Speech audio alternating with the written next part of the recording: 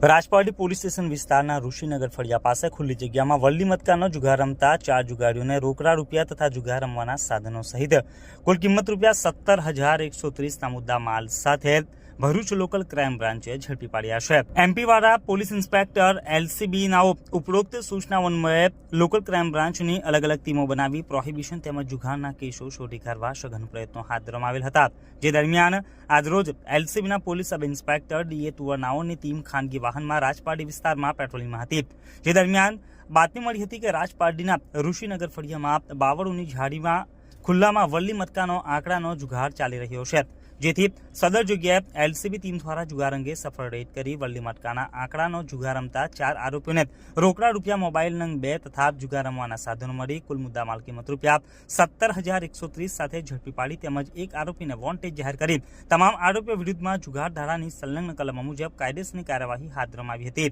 પોલીસે